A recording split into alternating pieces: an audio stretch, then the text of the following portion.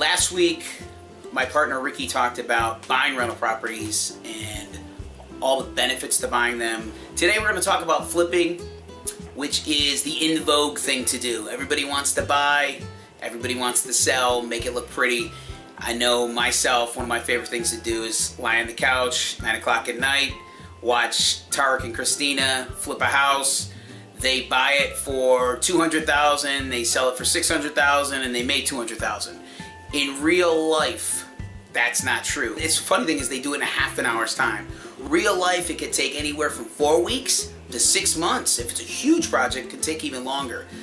We like to focus on stuff that's more in the $100,000 to $400,000 resale value. So what we're going to do today is we're going to break down the real numbers and show you what they would have really made, or in Rochester, what you can really make. So, you know, I get calls all the time. People want me to analyze deals, look at deals. So I'm going to break down a quick scenario. You buy a house for $80,000, which you'll find in Rochester. You say you got to put $50,000 into it.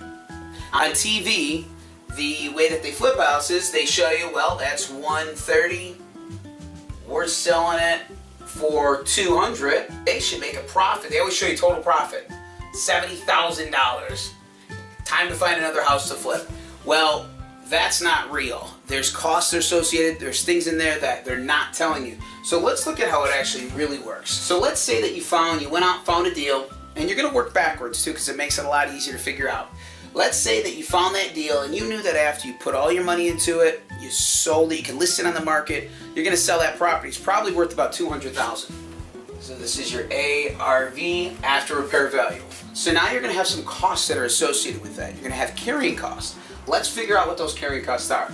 On your sale, you're generally going to pay 2.5%. So let's say you're going to pay, $4,000. It's going to come off. Those are your sales costs. Those are your when you sell it, that's what you're going to pay to the attorney. You have title. You're going to have a lot of different things in there.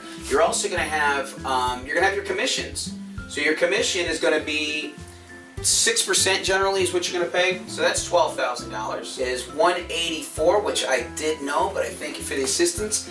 I was a math major in college. $184,000. Now you're going to look at your carrying cost. Carrying costs are going to consist of your mortgage, your insurance, your taxes, your utilities. So on this house, let's just use a fictitious number. Let's say that your all-in carrying costs for those things are $2,000 a month. Let's say it took you 2 months to rehab it, took you 2 months to sell it. You're going to look at $8,000 of carrying cost, $176,000. So this is even before you put a dollar in. Let's say for an example, you had bought it for, let's say your initial purchase was $100,000, and you knew that you had to put in, let's say when you bought it, you thought you were gonna have to put 30 in. Okay, so you're already in for 130. Is your initial entry point.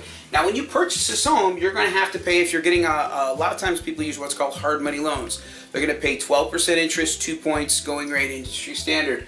So on that, you're going to probably have to escrow some taxes. You're probably going to pay, let's say, $7,000 in initial closing cost. So you're at $137. So now, you were already at $200,000. You had to pay your fees when you sold it. You had to pay your commissions.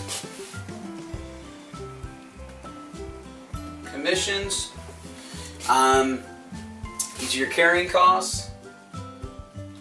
Okay, so you're down to 176. This minus 137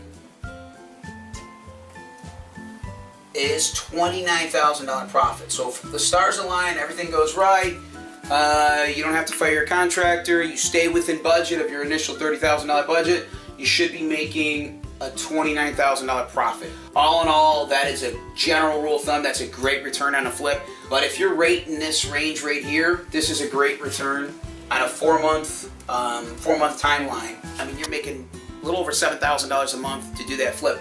Now, there's so many things that go in. The biggest and the most important thing, hardest thing in real estate is to find and identify the properties, which is one of the things we're very best at. We find you the properties, we can resell you the properties, and we can even walk you through scenarios of what kind of money you'd be looking to make on that property.